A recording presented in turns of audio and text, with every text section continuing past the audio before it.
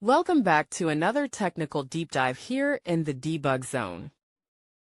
Today we're tackling a big question and breaking it down with insights from other users. Hopefully this clears up some misconceptions and helps you get the answer you need. So buckle up, stay a little curious, and let's jump right in.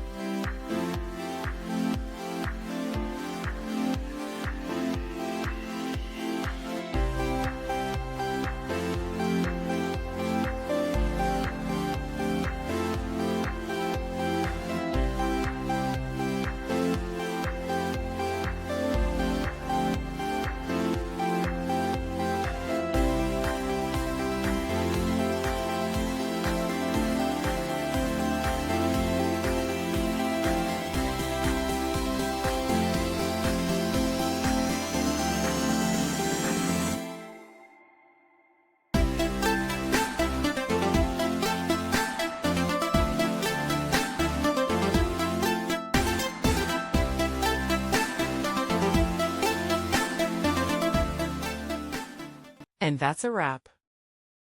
I hope you found the answer you were looking for. If you did, take a second to hit that subscribe button. It really helps out.